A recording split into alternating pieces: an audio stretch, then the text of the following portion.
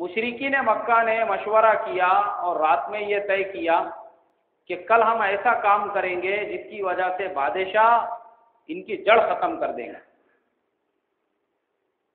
ان کو روانہ کرنا تو بات کی بات ہے، ان کو یہیں ختم کر دیں گے. تو ان میں سے ایک دو نے کہا نہیں نہیں ایسا کوئی کام مت کرنا. بولے نہیں نہیں، اس کے بغیر کوئی راستہ ہی نہیں ہے. اسے کہتے ہیں یعنی ایک دم گری ہوئی اور ذلیل حرکت. اور انہوں نے کیا حرکت کی؟ جب انہوں نے دیکھا کہ اس راستے سے ہمارا مسئلہ حل نہیں ہوا تو بادشاہ کے سامنے انہوں نے بادشاہ کا جو مذہب تھا، جو اس کا جس دین کو بادشاہ مانتا تھا، عیسائی مذہب، انہوں نے اس کا سہارا لیا اور بادشاہ سے یہ کہا کہ یہ لوگ حضرت عیسیٰ علیہ السلام کی شان میں گستاخی کرتے ہیں. جیسے ہمارے زمانے میں بھی کچھ کمینے قسم کے جو لوگ رہتے، اگر ان کی کسی سے دشمنی ہو گئی یا ان کو کسی سے جلن ہو گیا، حسد ہو رہی ہے، اب اس کو بدنام کرنے کا ہے، اب چھوٹے موٹے فارمولوں سے جب کام نہیں چلتا تو لوگ بیچارے کے اوپر بڑے بڑے بہتان لگانے سے بھی پیچھے نہیں ہٹتے. پھر جھوٹے قسم کے، غلط قسم کے لوگ جو ہے کسی پہ اس پہ بہتان لگاتے ہیں یا پھر برا بھلا کہتے ہیں، اس کی برائی کرتے ہیں، اس لیے کہ اللہ اس کو لوگوں کی نظروں میں ذلیل کر دے. مگر ایسا نہیں ہوتا، بلکہ اللہ تبارک و تعالی ایسے لوگوں کو اور زیادہ عزت سے نوازتے ہیں. تو کبھی ایسی حرکتیں نہیں کرنا چاہیے جیسی مشرکین مکہ نے کی. جب ایک راستے سے ان کا کام نہیں بنا تو انہوں نے دوسرا فارمولہ یوز کیا اور کہا کہ حضرت عیسیٰ علیہ السلام کی شان میں گستاخیاں کرتے ہیں. بادشاہ نے کہا یہ تو بہت غلط بات ہے. اب بادشاہ کے مذہب پہ بات آ گئی، کہا ان کو بلاؤ دوبارہ. مسلمان یہ کہتے ہیں جب ہم کو دوسری مرتبہ بادشاہ کے دربار میں بلاوے کا نیوتا ملا تو اور زیادہ ہم لوگ گھبراہٹ میں پڑ گئے کہ پتہ نہیں اب دوسری مرتبہ کیا بات پیش آئی جس کی وجہ سے ہم کو بلایا گیا.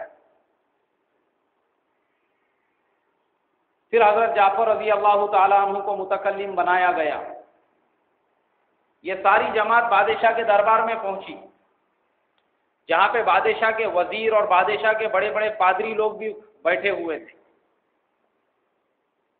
بادشاہ نے کہا یہ لوگ کہتے ہیں کہ تم حضرت عیسیٰ علیہ السلام کی شان میں گستاخی کرتے ہو.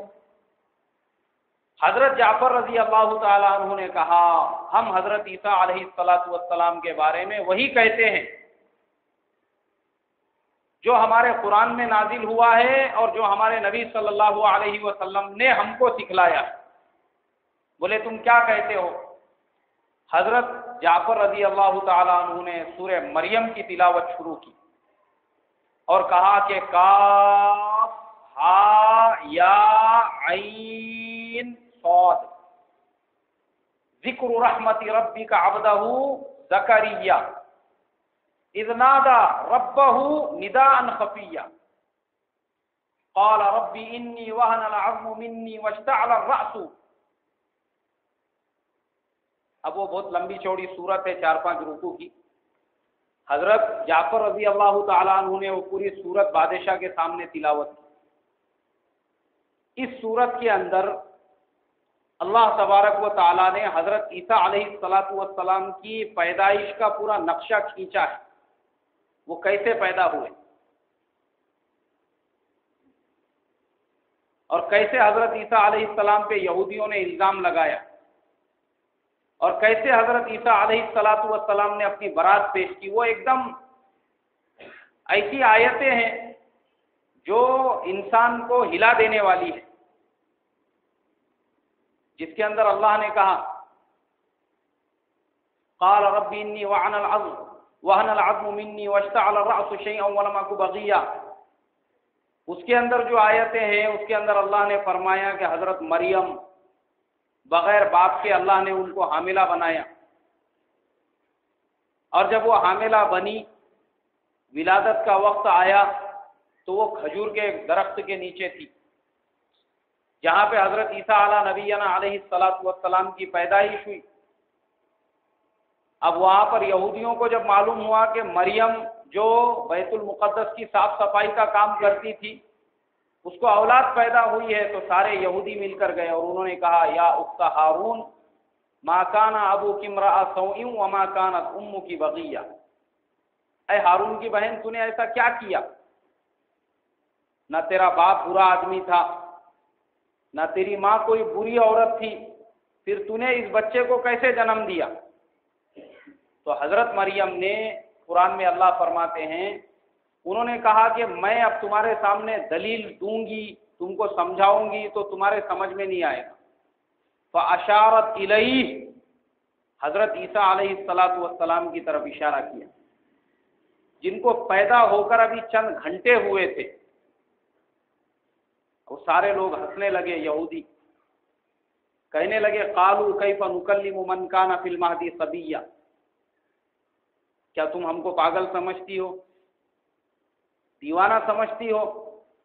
دنیا میں کبھی ایسا ہوا ہے کہ بچے نے پیدا ہوتے ہی بات چیت کی ہے؟ ہم یہ بچے سے کیسے بات کریں؟ جو جھولے کے اندر لیٹا ہوا ہے کیسے ہم اس سے بات کریں؟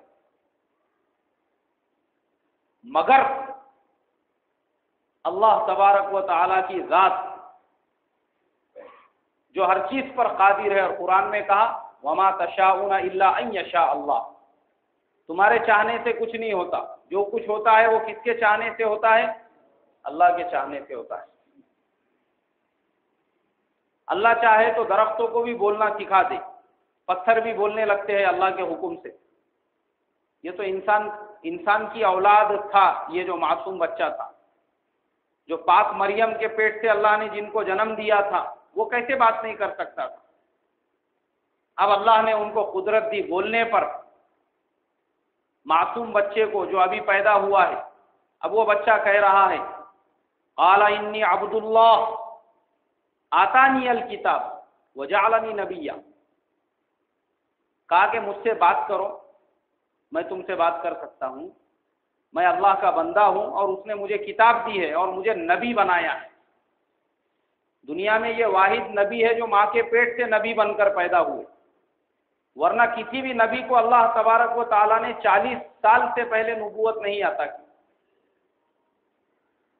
وجعلنی نبیا وجعلنی مبارکن، اور اس کے بعد میں جو ہے حضرت عیسیٰ علیہ الصلاۃ والسلام کی بات چیت جو یہود کے ساتھ میں ہوئی، قال انی عبد اللہ آتانی الکتاب وجعلنی نبیا وجعلنی مبارکن اوصانی بالصلاۃ والزکاۃ، مجھے اللہ نے وصیت کی نماز کے قائم کرنے کی، زکوٰۃ کے ادا کرنے کی۔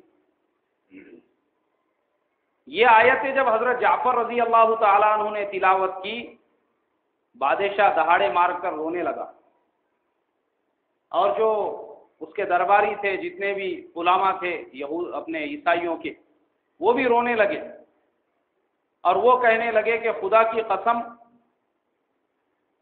یہ کلام اور وہ کلام جو حضرت موسیٰ علیہ نبینا علیہ الصلاۃ والسلام لے کر آئے تھے، یہ دونوں ایک ہی نور سے نکلے ہوئے، کوئی فرق نہیں ہے ان دونوں کلاموں میں۔ اور عیسیٰ علیہ السلام بھی اپنے بارے میں یہی کہتے تھے۔ اور پھر حبشہ کے بادشاہ نے مسلمانوں سے کہا کہ جاؤ میرے ملک میں آرام سے رہو، تمہیں کوئی ستائے گا نہیں، کوئی تکلیف نہیں پہنچائے گا، اور اعلان کر دیا یہ ہمارے مہمان ہیں، ان کا ہمارے ملک میں استقبال کیا جائے۔ اللہ تبارک و تعالیٰ نے دشمنوں کی سازش کو انہی کے منہ پر پلٹ کر مار دیا، اور جن حرکتوں سے وہ مسلمانوں کو ذلیل کرنا چاہ رہے تھے، ان کی وہی حرکتیں مسلمانوں کے عزت اور شرافت کا سبب بن گئی۔ پھر حبشہ میں مسلمانوں کی ایسی عزت بڑھ گئی کہ کسی کنویں پر اگر مسلمان پانی لینے کے لیے جاتے تو وہاں کے جو لوکل سٹیزن تھے وہ ہٹ جاتے اور مسلمانوں کا استقبال کرتے، نہیں آپ پہلے پانی بھرو، ہم بعد میں پانی بھریں گے۔ مسلمانوں کی عزت بڑھا دی اللہ نے وہاں کے لوگوں کے نظروں میں بھی، اور یہ بیچارے خالی ہاتھ واپس مکہ مکرمہ آ گئے۔ اب جب یہ خالی ہاتھ مکہ آ گئے تو گویا کہ ایسا ہوا جیسا مشرکین مکہ کے چہرے پہ بہت بڑا جوتا لگ گیا. اب ان کی دشمنی اور ان کے ستانے میں اور ان کے اللہ کے نبی کو پریشان کرنے میں اور صحابہ کو تکالیف دینے میں اور بھی اضافہ ہو گیا. انشاءاللہ اب اگلے جمعہ کو اس کے بعد کے جو واقعات ہیں، یہ سارے واقعات سن 6 ہجری کے، سن 6 نبوی کے ہیں، مطلب نبوت ملنے کے 6 سال کے ہیں. اس کے بعد کے جو واقعات ہیں، حضرت حمزہ اور حضرت عمر رضی اللہ تعالیٰ عنہ کا مسلمان ہونا، رسول اللہ صلی اللہ علیہ وسلم کا طائف کا سفر کرنا اور مدینے والوں سے ملنا اور پھر مدینے کی ہجرت کرنا، یہ سب اگلے جمعہ کو بیان ہوں گا. اللہ عمل کی توفیق.